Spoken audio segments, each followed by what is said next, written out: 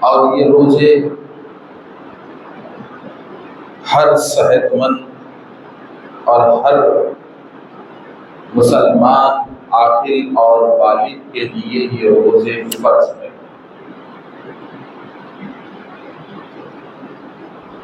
اور اللہ تبارک و تعالیٰ نے پچھلے امتوں پر بھی روزوں کو فرض کیا تھا، اور پچھلے امتوں کی طرح ہم پر بھی، امت محمدیہ پر بھی پروردگار نے روزوں کو فرض کیا۔ مگر اگر ہم رمضان المبارک کی عظمت، رمضان المبارک کی شان اور رمضان المبارک کی فضیلت کو دیکھیں تو رمضان کے مہینے کا تعلق قرآن سے بہت گہرا جڑا ہوا ہے، اور رمضان المبارک کا تعلق قرآن سے بڑا مضبوط ہے۔ اور اللہ تبارک و تعالیٰ نے قرآن مجید میں رمضان کا تعارف اور رمضان المبارک کی مہینے کی عظمت قرآن کے نزول کے ذریعے، قرآن کے اتارنے کے ذریعے اللہ نے بتلائی۔ اور پروردگار کا ارشاد ہے شہر رمضان الذی انزل فیہ القرآن، کہ رمضان المبارک کا وہ مہینہ ہے جس میں قرآن کو نازل کیا گیا، جس میں قرآن کو اتارا گیا۔ اور پروردگار رمضان کا تعارف قرآن سے دے رہا ہے کہ لوگوں یہ جو رمضان کا مہینہ ہے یہ قرآن کا مہینہ ہے، نزول قرآن کا مہینہ ہے۔ تو دو چیزیں اس سے معلوم ہو رہی ہیں، ایک قرآن کی نسبت سے رمضان کی اہمیت بھی معلوم ہوتی ہے، اور دوسری رمضان جیسے مہینے میں قرآن اترا تو قرآن کی اہمیت کتنی بڑی ہے یہ معلوم ہوتی ہے۔ تو آج ہم یہ دیکھیں گے کہ قرآن ہے کیا۔ تو یاد رکھو قرآن ایک مسلمان کے لیے ایک مضبوط دستور حیات ہے، اور حقیقت میں ایک مسلمان کے لیے قرآن سب سے بڑی نعمت ہے اور سب سے بڑی دولت یہ قرآن ہے۔ اور ایک مسلمان کے پاس قرآن سے بڑی کوئی دولت نہیں ہے اور قرآن سے بڑی کوئی نعمت نہیں ہے، اور ایک مسلمان کے پاس قرآن سے بڑا کوئی سکون نہیں ہے، کسی قسم کا کوئی سکون قرآن سے بڑا نہیں ہے۔ تو یہ جو قرآن ہے یہ انسانیت کے لیے دلوں کا سکون ہے، اور اللہ نے اس کلام میں سکون رکھا ہے۔ اللہ نے قرآن میں ایک قسم کی مٹھاس رکھی ہے، اور اللہ تبارک و تعالیٰ نے قرآن میں ایک قسم کی دوا رکھی ہے اور انسانیت کے لیے شفا رکھی ہے۔ تو قرآن ایک اور گہرے سمندر کا نام ہے، اور قیامت تک دنیا قرآن کی گہرائی کو ناپ نہیں سکتی اور سمجھ نہیں سکتی۔ قرآن یہ اللہ تبارک و تعالیٰ کی رحمت کا ایک بہنے والا ایسا دریا ہے کہ انسان اس میں جتنا ڈوبے گا اتنا نکھر کے باہر نکلے گا، ایسا دریا یہ قرآن ہے۔ اور پھر ذرا غور کرو کہ قرآن ایک اللہ کی ایسی کتاب ہے جس میں بندے کے لیے دین اور دنیا دونوں کا فائدہ ہے، دین اور دنیا دونوں کا فائدہ بندے کے لیے۔ اور پھر قرآن ایک ایسا کلام ہے جو ایک ساتھ دو فائدے انسان کو دیتا ہے۔ قرآن ظاہر کو بھی سدھارتا ہے، باطن کو بھی سدھارتا ہے۔ اور قرآن کی سب سے بڑی خصوصیت اور سب سے بڑی خاصیت قرآن کی یہ ہے کہ قرآن ایک مسلمان کی جسم کی طاقت کو بھی مضبوط کرتا ہے تو ایک مسلمان کی روحانی طاقت کو بھی قرآن مضبوط کرتا ہے۔ جس طریقے سے ترکاریاں، گوشت، چاول، پھل اور پھول یہ جسم کی غذا ہے، اور ترکاریوں کے ذریعے، کھانے کے ذریعے، پھلوں کے ذریعے جس طریقے سے جسم کو فائدہ پہنچتا ہے، جس طریقے سے جسم میں خون بنتا ہے، انسان کو طاقت آتی ہے، انسان کے بازو مضبوط ہوتے ہیں، اسی طریقے سے قرآن کی تلاوت کے ذریعے انسان کی روحانیت مضبوط ہوتی ہے اور اس کی روحانی طاقت میں اضافہ ہوتا ہے۔ تو میرے دوستو، اور پھر دیکھیے کہ قرآن کا ایک اور فائدہ کہ قرآن ایک مسلمان کے لیے ہر چیز کی حفاظت کا ایک مضبوط ذریعہ ہے۔ ایک مسلمان کے لیے قرآن ایک بڑی مضبوط ڈھال ہے، ایک چار دیواری ہے ہر چیز کی حفاظت کے لیے، جادو کی حفاظت کے لیے، جنات سے حفاظت کے لیے، شیاطین سے حفاظت کے لیے، وسوسوں سے حفاظت کے لیے، برے خیالات سے حفاظت کے لیے ایک مضبوط دیوار کا نام قرآن ہے۔ ذرا دیکھیے، ایک چیز یاد آ گئی کہ قرآن کیسے محافظ ہے انسان کا، اور قرآن کی ایک ایک آیت میں کیسی کیسی تاثیر کو اللہ تبارک و تعالیٰ نے رکھا ہے۔ تھوڑا دیکھیے میرے دوستو کہ حضرت ابو ہریرہ رضی اللہ تعالیٰ صحابی رسول ہیں،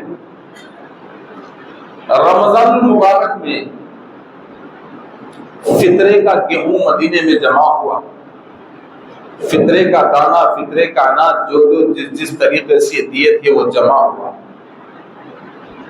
اب چونکہ جہاں جس مقام پر فطرے کا اناج رکھا ہوا تھا وہاں راتوں کا پہرا بھی ضروری تھا، تو رسول اکرم صلی اللہ علیہ وسلم نے اس مقام پر رات کے پہرے کے لیے حضرت ابو ہریرہ کو مقرر کیا، اور حضرت ابو ہریرہ رضی اللہ تعالیٰ عنہ اس مقام پر رات کے پہرے کے لیے مقرر ہوئے، اور رات میں آپ اس مقام پر پہرا دینے لگے۔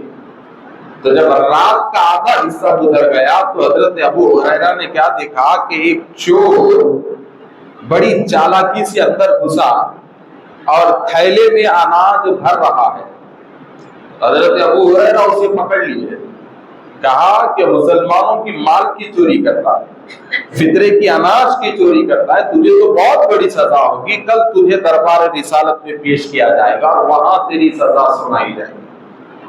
تو وہ چور جو پکڑا گیا تھا اس نے اپنی بڑی مجبوری سنائی، کہا کہ ابو ہریرہ چھوڑ دو، بڑا مجبور ہوں، بھوک اور پیاس سے تنگ آ کر میں نے یہ کام اٹھایا ہے، ورنہ چوری میرا پیشہ نہیں ہے، چوری میرا کام نہیں ہے، میری کچھ مجبوری ہے، اس مجبوری نے مجھے چوری تک لا کے چھوڑا ہے، اور قسم کھائی کہ قسم کھاتا ہوں میں آئندہ چوری نہیں کروں گا۔ تو جب حضرت ابو ہریرہ رضی اللہ تعالیٰ عنہ کے سامنے اس نے اپنے مجبوریوں کو بیان کیا تو آپ کو بڑا رحم آیا اور آپ نے چھوڑ دیا۔ اب جب صبح ہوئی تب ہر کوئی اپنی اپنی رات کی ڈیوٹی اور رات کی ذمہ داری کی رپورٹ دینے کے لیے رسول اللہ کے سامنے ٹھہرا ہوا تھا، اور ہر کوئی رات کی کیفیت سنا رہے تھے، ہر پہرے دار رات کی اپنی اپنی کیفیت سنا رہا تھا۔ تو حضرت ابو ہریرہ بھی آئے اور رات کی ساری کیفیت سنائے اور کہا کہ سارے معاملات اچھے ہیں، مال بھی بحفاظت ہے، کوئی لوٹ مار نہیں ہوئی ہے، مال برابر ہے، یہ کہا اور جا رہے تھے تو رسول اللہ نے کہا کہ اے ابو ہریرہ وہ رات کا چور کہاں گیا؟ کہا کہ ابو ہریرہ وہ رات کا جو چور جسے تم نے پکڑا تھا وہ کہاں گیا؟ تو آپ بڑے حیران ہو گئے، کہا یا رسول اللہ آپ سچ کہتے ہیں کہ رات میں نے چور کو تو پکڑا تھا، مگر کیا کروں، بڑے مجبوریاں اس نے سنائے، بڑی حالات کی تنگی اس نے سنائی، बेचारा हालात से तंग आकर कुछ अनाज चुराने के लिए आया था, मगर उसने मुझसे वादा किया है कि आइंदा कभी चोरी नहीं करेगा, और आइंदा चोरी ना करने के वादे पे मैंने उसे छोड़ दिया। ये कहकर हजरत अबू हुरैरा जा रहे थे तो रसूलुल्लाह ने कहा कि ऐ अबू हुरैरा, आज रात में भी पहरे की जिम्मेदारी तुम्हारी है, मगर होशियार रहना, वो आज भी आएगा। कहा कि होशियार रहना, वो आज भी आएगा और आज भी चोरी करेगा। तो हजरत अबू हुरैरा बड़े हैरान हो गए कि इतना पक्का वादा करके गया था और रसूलुल्लाह कह रहे हैं कि वो आज भी आएगा। तो जब अल्लाह के नबी ने कहा तो वो जरूर आएगा, वो जरूर आएगा। तो इंतजार में रहे, टहलते रहे, पहरे को सख्त किया, टहलते रहे। आखिरकार एक वक्त आया, वो आया और थैले में माल भरना शुरू कर दिया, पकड़ लिए। बोले अब कोई माफी नहीं, कुछ नहीं, तेरी वजह से दरबार रिसालत में मेरी शर्मिंदगी हुई। कल वादा किया था चोरी छोड़ने का और आज चोरी पे आ गया। अब फिर और भी मजबूरियां सुना दिया। बोला बच्चे भूखे थे, फला थे, बच्चों की भूख नहीं देखी गई, मासूमों का तड़पना नहीं देखा गया, फला फला फला फला, ऐसी मजबूरियां, बच्चों की ऐसी तकलीफ सुनाया कि हजरत अबू हुरैरा को रहम आ गया। फिर आप वादा लिए आइंदा नहीं करता, बोले आप करता ही नहीं, छोड़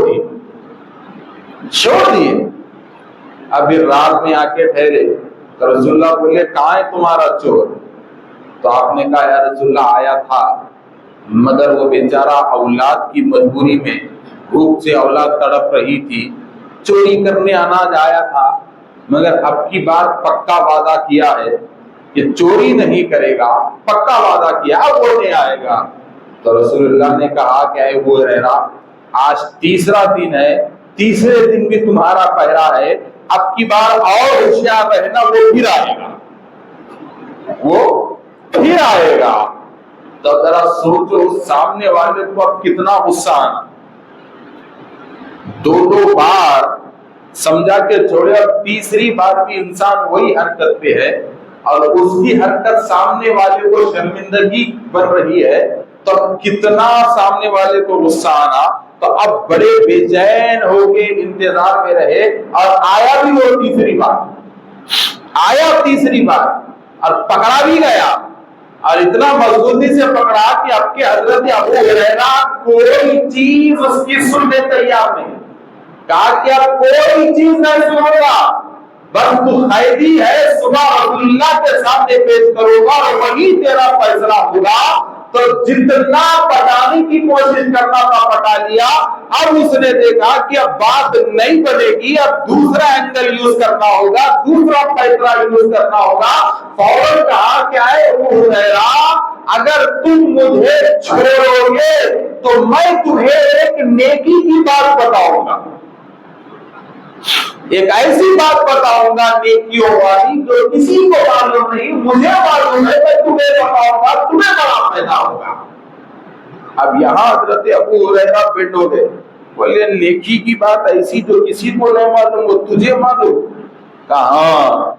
बोले क्या बात है? बोले पहले छोड़ने का वादा करो। बोले चल, अगर तू मुझे नेकी की बात बताएगा तो मैं तुझे छोड़ दूंगा। तो वो छोड़ गया। अब बोले बता क्या बात है?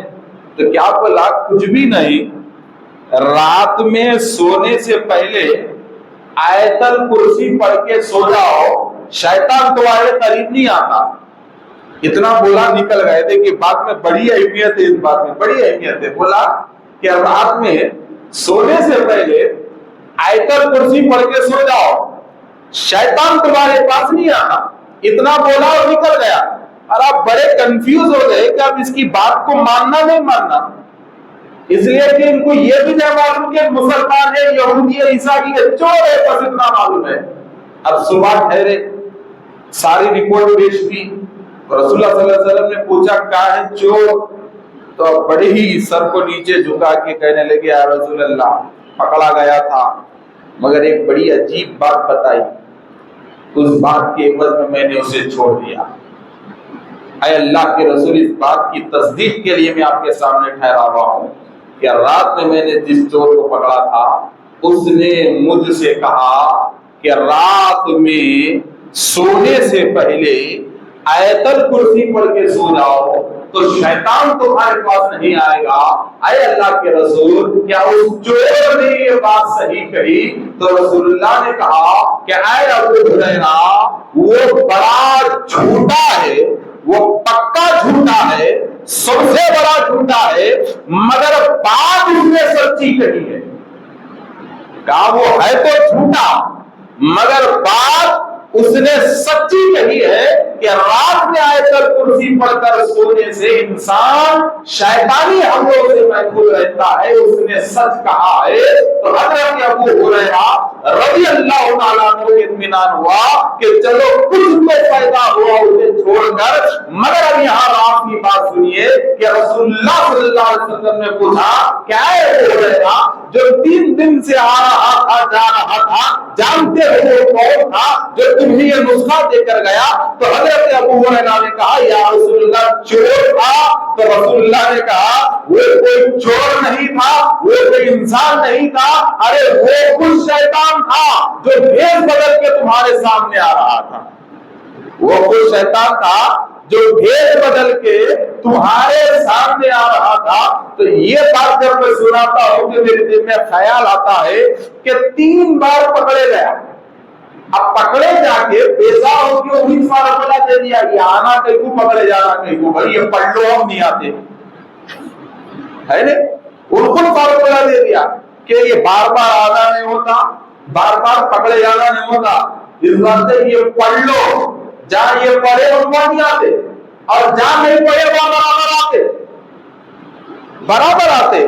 تو شیطان کو خود یہ احساس ہے کہ جہاں آیت الکرسی کی تلاوت ہوتی ہے وہاں وہ نہیں جا سکتا، مگر مسلمان کو بھروسہ نہیں ہے، مسلمان کو بھروسہ نہیں ہے، مسلمان کو احساس نہیں ہے۔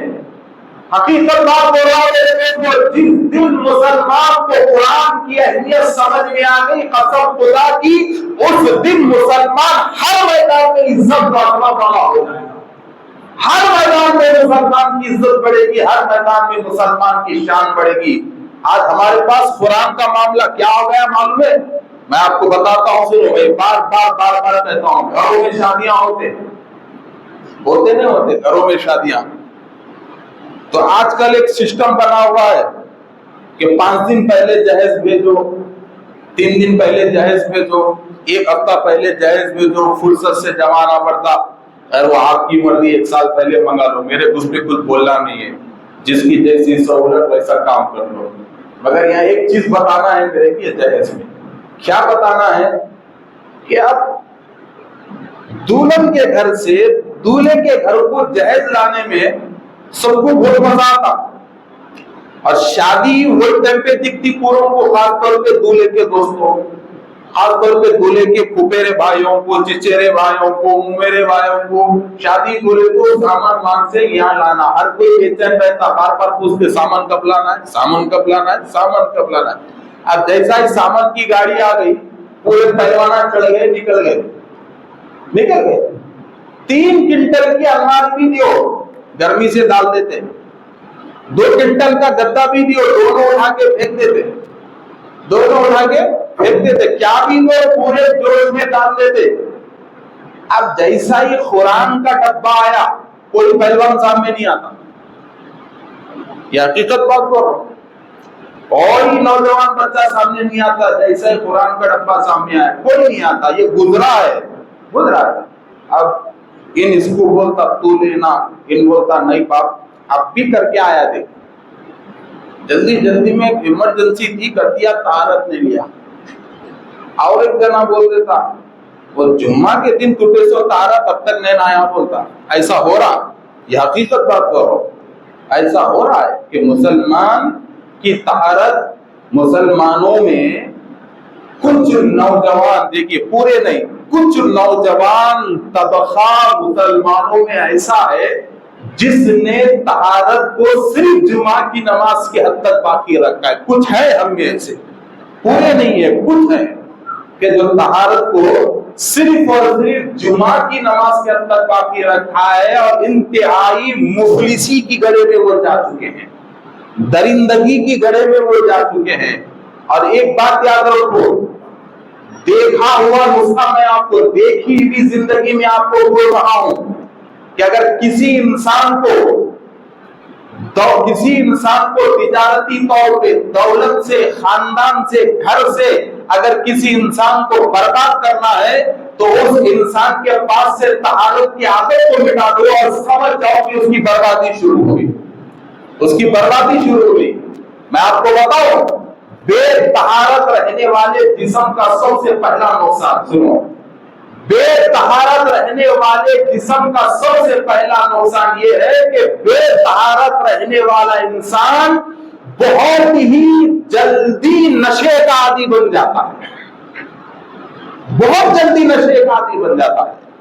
تو آج مسلمانوں میں جتنے بھی شرابی ہیں، جتنے بھی گانجا مارنے والے ہیں، ان کا سب سے بڑا قصور یہی تھا کہ طہارت کا احترام ان کے پاس نہیں تھا، طہارت کی پابندی ان کے پاس نہیں تھی۔ تو جیسا ہی طہارت کی پابندی ان کے پاس ختم ہو گئی تو دل سے روحانیت کی دیواریں توڑ گئی، اور جب روحانیت کی دیواریں توڑ گئی تو ضمیر مردہ ہو گیا، اور جب ضمیر مردہ ہوا تو حلال اور حرام مجھے سمجھ میں نہیں آیا۔ ایک طہارت سے اتنا بڑا نقصان کہ جب ضمیر مردہ ہو جاتا ہے تو نہ حلال سمجھ میں آتا ہے، نہ حرام سمجھ میں آتا ہے، نہ ماں سمجھ میں آتی ہے، نہ بہن سمجھ میں آتی ہے، انسان درندگی کی زندگی گزارتے چلے جاتا ہے۔ اگر انسان کی زندگی کتے سے بھی بدتر اگر بنانا ہے تو دیکھ لو کہ کون ہے جو طہارت سے بچ رہا ہے۔ اگر ہم میں اگر کوئی بغیر طہارت کی زندگی گزار رہا ہے تو سمجھ جاؤ کہ ضرور ایک دن یا تو نشے کا عادی بن جائے گا یا پھر ایک دن جانور سے بدتر زندگی گزارنے والا بن جائے گا۔ اور یہ حقیقت ہے حضرات محترم، آج آپ سروے کر کے غور کر کے دیکھ لو کہ جتنے نوجوان آج کم عمر میں نشے کے عادی بن چکے ہیں، ان کا ایک ہی بڑے لوگوں کی غلطی ہے کہ ان کے گھروں میں بچے والی ہونے کے بعد ماں باپ اپنی اولاد کو طہارت کے قانون کا پابند نہیں بنائے، طہارت کا طریقہ نہیں سکھائے، اور اپنے گھروں میں طہارت کے نظام کو باقی نہ رکھے۔ تو گھروں میں طہارت کے نظام کو باقی نہ رہنے کی وجہ سے اولاد کا ضمیر مردہ ہو گیا، اور جب ضمیر مردہ ہو گیا تو اولاد کو نہ حلال کی تمیز رہی، نہ حرام کی تمیز رہی، نہ باپ کا ادب رہا، نہ ماں کا ادب رہا، بس ایک جانور کی زندگی گزارتے ہوئے ہمارے کچھ نوجوان گھوم رہے ہیں۔ اور حقیقت ہے کہ ہمارے معاشرے میں کچھ نوجوان ایسے ہیں جن کی زندگی جانور سے بھی بدتر ہو چکی ہے، جن کی حالت جانور سے بھی بدتر ہو چکی ہے۔ ایسی زندگی گزر رہی ہے، اتنی خطرناک زندگی ہے کہ محلے میں ٹھہرے تو محلے والے ڈھونڈنا شروع کرے، مارکیٹ میں گئے تو مارکیٹ کے جوتے، پھر رات ہوئی تو پولیس والوں کے جوتے، ہر طرف سوائے لاپوں کے کوئی چیز انہیں نہیں مل رہی ہے، سوائے ذلت کے کوئی چیز انہیں نہیں مل رہی ہے، سوائے رسوائی کے کوئی چیز انہیں نہیں مل رہی ہے۔ تو یہ خرابی کہاں سے آئی؟ یہ خرابی چبوتروں سے نہیں آئی، یہ خرابی دوستوں سے نہیں آئی، یہ خرابی کسی معاشرے سے نہیں آئی، یہ خرابی آئی تو گھر سے آئی، اس لیے کہ گھر میں صاف ستھرائی کا نظام صحیح نہیں ہے، گھر میں طہارت کا نظام صحیح نہیں ہے، گھر میں پاکی کا نظام صحیح نہیں ہے، گھر میں اٹھنے اور بیٹھنے کا نظام صحیح نہیں ہے، تو بس گھر میں ایسی زندگی اولاد گزار رہے ہیں جیسے ٹوٹیوں میں بھینس گزارتی ہے، جیسے ریوڑ میں بکریاں گزارتے ہیں۔ اگر ایسی زندگی ہم اپنی اولاد کو لے کر گھروں میں گزار دیں تو پھر ہماری اولاد کا ضمیر زندہ نہیں رہے گا، بلکہ اولاد کا ضمیر مردہ ہوگا، اور وہ صبح سے شام تک لوگوں کے لاتے اور جوتے کھا کر گھر کو واپس آئے گا۔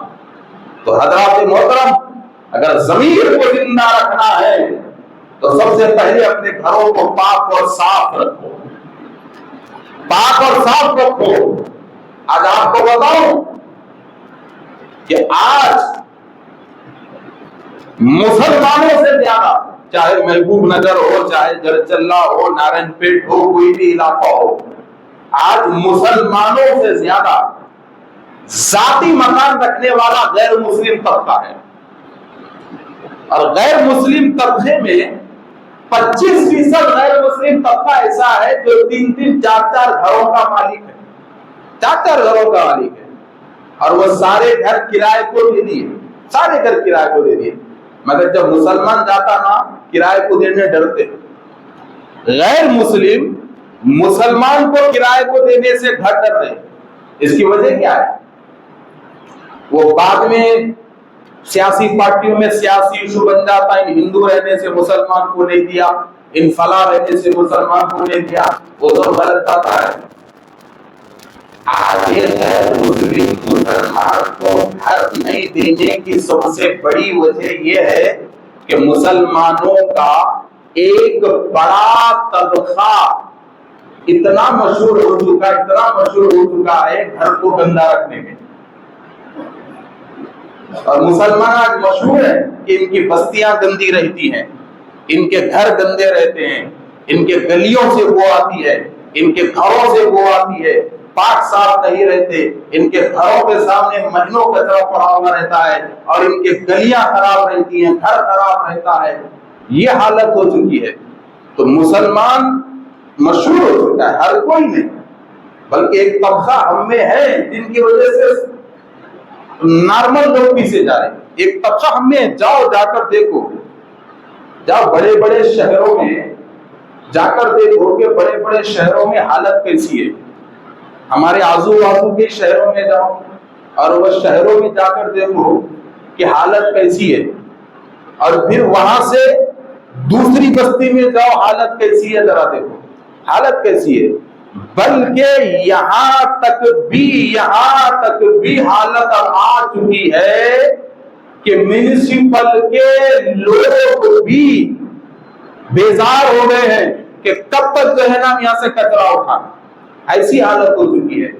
تو سمجھانے کی بات کیا ہے میرے دوستوں کہ رسول اکرم صلی اللہ علیہ وسلم نے ایک نظام ہم کو دیا، اور نظام دے کے آقا دو عالم صلی اللہ علیہ وسلم نے کہا الطہور شطر ایمان، کہا پاک رہو، اس لیے کہ پاک رہنا آدھا ایمان، پاک رہنا آدھا ایمان ہے۔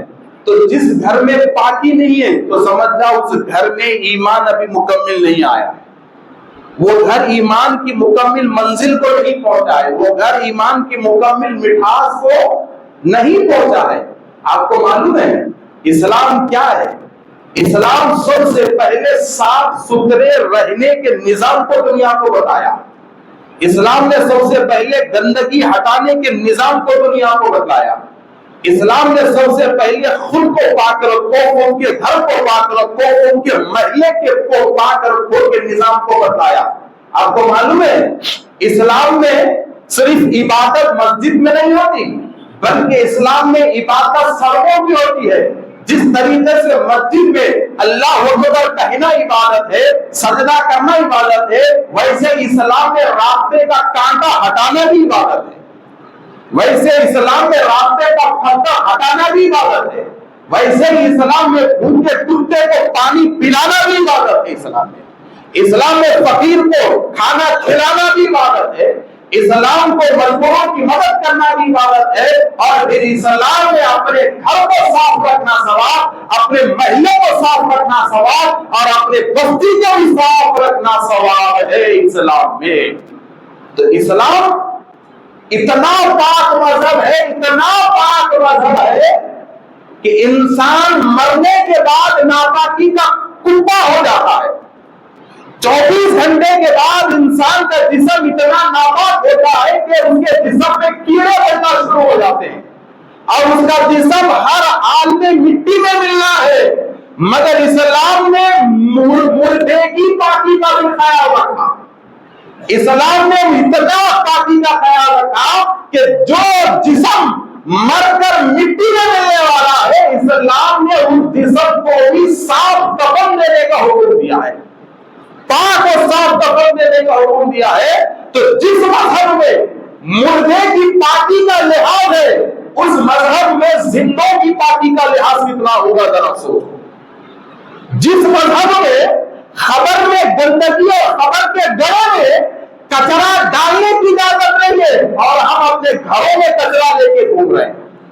خبر میں کچرا ڈالنے کی اجازت اسلام نہیں دیتا, خبر میں گندگی ڈالنے کی اجازت اسلام نہیں دیتا, اور ہر زندے خبر سے کچرا دور رکھنے کا سوچتا ہے, اور ہر زندہ مردے کو صاف رکھنے کے بارے میں سوچ رہا ہے, اور ہر زندہ مردے کو میلا نہیں صاف کفن دینے کے بارے میں سوچ رہا ہے, اور ہر زندہ مردے کو پسینے دار جسم کے ساتھ نہیں بلکہ عطر کی خوشبو کے ساتھ قبر میں دفن کرنے کو سوچ رہا ہے. مگر یہ زندہ یہ کیوں نہیں سوچ رہا ہے کہ میرا گھر بھی ہر روز خوشبو سے مہک اٹھے, میرے کپڑے بھی خوشبو سے مہک اٹھے, میرا آزو بازو کے گلیاں بھی خوشبو سے مہک اٹھے, میرا آنگن بھی خوشبو سے مہک اٹھے, میرا محلہ بھی خوشبو سے مہک اٹھے. یہ کیوں سوچ رہا ہے؟ ارے میرے دوستو, اسلام پڑھو. آج موجودہ حکومت 2014 میں سوچھ بھارت کا نعرہ لگاتی ہے, پھر 2018 میں سوچھ بھارت ابھیان کا نعرہ لگا کر ہندوستان کے چپے چپے کا کچرا اٹھانے کا پروگرام چلاتی ہے, اور سال میں ایک مرتبہ سوچھ بھارت ابھیان لگایا جاتا ہے, اور سوچھ بھارت ابھیان میں ہر کوئی اپنے اپنے لیڈر کی تعریف کرتا ہے, مگر قربان جائیے آقا دو عالم صلی اللہ علیہ وسلم کی مائناز اور بے مثال لیڈرشپ پہ کہ آج سے 1400 سال پہلے رسول اکرم صلی اللہ علیہ وسلم نے صرف مدینے کی نہیں بلکہ پوری دنیا سے کچرے کی صفائی کا نظام رسول اللہ نے شروع کیا تھا اسلام کے نام پر. اسلام کے نام پر کسی مذہب میں آپ کو راستے سے کانٹا ہٹانے کا نظام نہیں ملے گا, کسی مذہب میں آپ کو راستے سے پتھر ہٹانے کا نظام نہیں ملے گا, کسی مذہب میں آپ کو جھاڑ کے حقوق نہیں ملیں گے, کسی مذہب میں آپ کو گھر کے بجلی کے حقوق نہیں ملیں گے, کسی مذہب میں آپ کو مردوں کے حقوق نہیں ملیں گے. یہی اسلام ہے کہ اگر گھر میں جھاڑ ہے تو اسلام نے جھاڑ کے حق کو مقرر کیا, اگر گھر میں بجلی ہے تو اسلام نے گھر میں بجلی کے حق کو مقرر کیا, اور اگر گھر ہے تو انسان نے گھر کے حق کو بھی مقرر کیا. تو آج مسلمان کا حال کیا ہو چکا ہے؟ تو میں بتا رہا تھا دیکھو بات کدھر سے کدھر کی چلے گئی, یہ بات ایسا ہو جاتا. تو میں کیا بول رہا تھا کہ وہ قرآن کا ڈبہ آ گیا, الماری چڑھا دیے, یہ بات چل رہی تھی نا, الماری چڑھا دیے, پلنگ چڑھا دیے, گدا چڑھا دیے, سوپ چڑھا دیے. اب جیسا ہی قرآن کا ڈبہ آیا پورے پہلوانا پیچھے. اگر کسی کو طہارت رہتا تو وضو نہیں رہتی, اور اس میں تھوڑے ایسے رہتے جن کو طہارت بھی نہیں رہتی وضو بھی نہیں رہتی, طہارت بھی نہیں رہتی وضو بھی نہیں رہتی. کوئی قرآن کو ہاتھ لگانے تیار ہی نہیں رہتا. اب کون لگانا؟ اب ان میں سے بڑے آدمی کو بھیجتے. اب وہ سے بڑے آدمی طہارت سے رہتے وضو سے رہتے, طہارت سے رہتے وضو سے رہتے. الحمدللہ یہ حقیقت بات ہے. آج ہم میں کچھ عزت بچی ہوئی ہے, اللہ کا خیر ہم پہ نازل نہیں ہو رہا تو یہ ہماری طرف سے نہیں. ہم میں کچھ ایسے بھی لوگ ہیں جن کے بال پک کے سفید ہو گئے, کمر جھک گئی, جسم ڈھیلا ہو گیا, مگر ان کے دل میں آج بھی خوف خدا ایسا ہے کہ عمر زیادہ ہونے کی وجہ سے بار بار پیشاب کے قطرے نکلتے بھی رہتے ہیں, مگر وہ ہر حالت میں طہارت کے پابند رہ کر اللہ کے گھر میں رہتے ہیں. ایسے بھی لوگ ہم میں ہیں جن کی وجہ سے اللہ تبارک و تعالیٰ ہم سب پہ رحم کر رہا ہے, جن کی وجہ سے اللہ تبارک و تعالیٰ ہم سب پہ کرم کر رہا ہے. تو ذرا دیکھیے بات ختم کرتے ہیں. اب یہ چچا جو ہے نا بیٹھ گئے قرآن لے کے گھر میں گئے, اب دولہے کے گھر کو گئے, گاڑی جیسا ہی رکی اندر سے دولہے کی اماں کی آواز آتی, ذرا ٹھہرو ٹھہرو ٹھہرو, قرآن پہلے لاؤ. یہ چھوٹا نا قرآن پہلے لاؤ. اب قرآن پہلے لاؤ بولتے کہ دماغ میں خیال آتا اوفو کیا کرے بھائی, پہلے قرآن اندر لے جا رہے, اب انہوں پڑھتے کیا کی نہیں, کئی کو پہلے لاؤ وہ سنو. اب میں بولتا ہوں یہ الٹا ہے سسٹم, کئی کو قرآن لے کے پہلے کمرے میں گئے تو پہلے روم میں بھی قرآن کو جگہ نہیں ہے مسلمانوں کے. تقریباً گھر ایسے ہیں کہ پہلے روم میں بھی قرآن کو جگہ نہیں. دوسرا روم آیا, بولے یہاں رکھوں, یہاں بھی نہیں. تیسرا, یہاں بھی نہیں. وہ کوسے کی ایک اندھیرے کمرے میں, وہ پہاڑی میں, وہ چھوٹے روم میں لٹ جا کے نیچے رکھے تو نہیں وہاں اوپر ہو گئے سجدے پہ. اب سجدے پہ اٹھی اوپر دیکھوں تو وہ من کو سنو, اس کی ایک ہی وجہ رہتی اوپر رکھانے کی, وہ اس واسطے کہ اب زندگی بھر تو وہ نیچے آنے والی نہیں. جس کے جہیز میں آئی یا تو گھول مرنا, یا نہیں تو جو اوپر رکھا ہے گھول مرنا, وہ نیچے آنا بولے تو. اس سے پہلے تو مسلمانوں کے گھروں میں قرآن نیچے نہیں آ رہی, کوئی مرے تک نیچے آ رہی ہے, حقیقت بات ہے. اور اب تو مسلمان کی حالت ایسی ہو رہی کہ مرنے کے بعد بھی ایصال ثواب پڑھنے کے لیے قرآن پڑھنے کے قابل مسلمان نہیں رہا. بھائی صاحب یاد رکھو, اگر آپ کسی آفس میں کام کرتے ہیں, کسی ڈپارٹمنٹ میں آپ کام کرتے ہیں, تو آپ کی باڈی آئیڈینٹی نہیں ہوتی وہاں پہ, ہرگز نہیں ہوتی. جسم آپ کی آئیڈینٹی نہیں ہوتی, بلکہ آپ کے لیے ایک سپریٹ آئیڈینٹی کارڈ دیا جاتا ہے, اور اسی آئیڈینٹی کارڈ سے آپ کی ڈپارٹمنٹ میں انٹری ہوتی ہے, آپ کے کمپنی میں انٹری ہوتی ہے. تو اسی طریقے سے مسلمان کی آئی ڈی قرآن ہے. اول آخر دنیا اور آخرت کی آئی ڈی قرآن ہے. تو مسلمان اپنی آئی ڈی کو بھلا چکا ہے, خود مسلمان اس کا آئی ڈی کارڈ کو پہچان نہیں رہا ہے, تو پھر دنیا مسلمان کو کیا پہچانے گی میرے دوستو. تم نے اپنی آئی کارڈ کا لحاظ نہیں رکھا, تم نے اپنے آئی ڈی کارڈ کا لحاظ نہیں رکھا, تم نے اپنے آئیڈینٹی پروف کا لحاظ نہیں رکھا.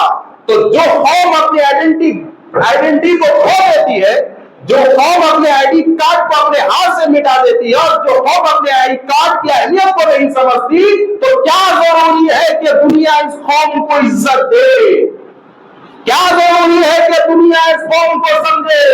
ارے تم نے خود تمہاری آئی ڈی کو نہیں سمجھا, تم نے خود تمہارے پروف کو نہیں سمجھا, اور ہم نے ہماری شناخت جس قرآن سے ہے وہ قرآن کو ہم نے نہیں سمجھا. تو پھر کیا ضروری ہے کہ دنیا ہمیں سمجھے, کیا ضروری ہے کہ اسرائیل ہم پہ رحم کرے, کیا ضروری ہے کہ امریکہ ہم پہ رحم کرے, کیا ضروری ہے کہ کسی ملک کا وزیر اعظم ہم پہ رحم کرے. ارے ہم نے ہماری بربادی کا گڑا ہم نے خود کھول دیا ہے, ہم نے خود کھول دیا ہے.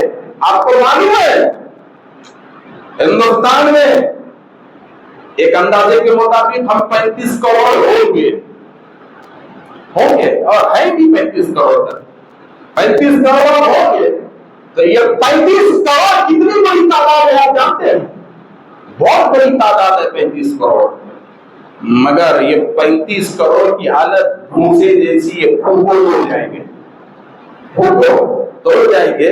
تو خیر وقت ہو چکا ہے, آخری میں یہی گزارش ہے کہ رمضان یہ قرآن کا مہینہ ہے, گھر میں قرآن کی تلاوت کو عام کیجیے, اور اپنے گھروں میں صاف ستھرا ماحول بنائیے, صاف ستھرا ماحول بنائیے. اس لیے کہ رسول اللہ نے کہا تنظفوا فإن الاسلام نظیف, آقا نے کہا صاف رہو, اس لیے کہ اسلام صاف ستھرا مذہب ہے. تو ایک مسلمان کا کام یہی ہے کہ وہ جس گھر میں رہتا ہے وہ گھر کو صاف کرے, اور وہ جس گھر میں رہتا ہے اس کا آنگن بھی صاف ہو, جس گلی میں رہتا ہے وہ گلی بھی صاف ہو. یہ مسلمان کی مذہبی ذمہ داری ہے. سنت ادا فرمائیے. وصلی اللہ تعالی علی خیر خلقہ نور عرش محمد وعلی آلہ و اہل بیتہ علیہم اجمعین والحمد للہ رب العالمین.